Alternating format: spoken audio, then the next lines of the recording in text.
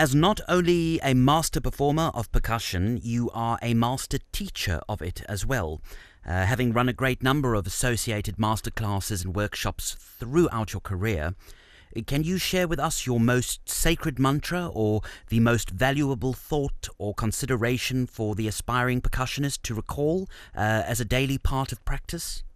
Well, I do think that it is important to respect your instrument. And I don't mean to treat it like a god or some kind of thing. After all, it's only a piece of matter that is energy, space, and time put together, you know. And there is no need to revere this drum, but at the same time, anyone who treats it with the slightest of disrespect will have me onto them. But I hate to be so disappointing. I don't have a mantra that I recount because I believe in doingness rather than thinkingness. No amount of chanting of any mantra will make me play the instrument better, because when I finish mantraing, then I will still have to start the practicing. So I cut to the chase and go straight into the practicing. However, when I play, I am in control, but I let the rhythm guide me, and I let the rhythm take me emotionally, and finally it takes me corporally, because the rhythm then starts dictating the motion.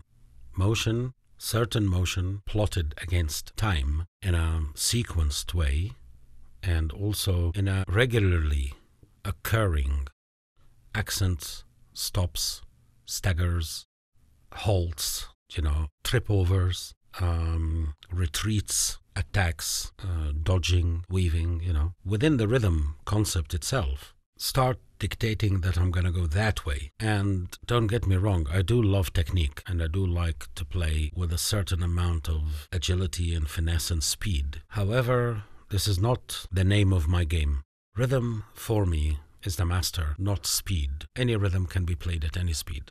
But just because I'm playing the rhythm fast, it doesn't mean that it will make me move or it will touch me. Every rhythm has its tempo and has the speed it should be played at, which will then get you to ride on that particular wavelength. Play it a little bit faster, could put you off. Play it a little bit slower, and it will bore you to tears. Play it in the right click, and it will just steal you away, And that's the moment I like to create.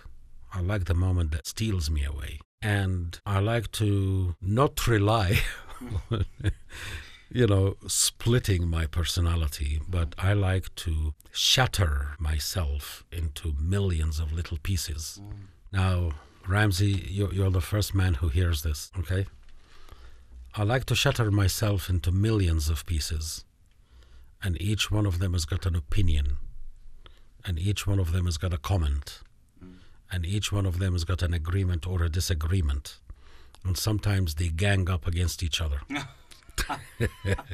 Sounds marvelous. They wanted to go that way, and I wanted to go this way, and and we're just there is this amazing conversation with my aesthetic realm, and then a suggestion comes up, and I do it, and I play it, and all the same time, keeping with the click, keeping with the rhythm, keeping with the tempo, keeping with the essence of the groove, and never ever doing anything mechanically sophisticated, so in order to be mechanically admired or admired for its technicality ever.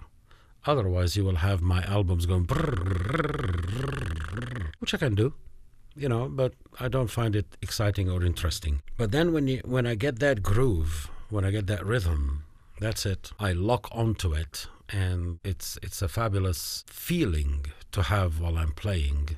And when I do that, I honestly, people think that I'm listening back to the music to see if there were any mistakes. I'm not listening. No. I'm actually listening to the music to find out what on earth did I play, because I just played it, you see, and I don't know what it is. And the music itself has to turn me on, and my playing has to make that music sing, and that's what I do. My advice to any aspiring drummer or professional drummer or master drummer is let the rhythm speak. Don't try to make the rhythm sound pretty, and don't try to make the rhythm sound like a drum roll. Let the rhythm speak, because the rhythm is much more beautiful than you or me.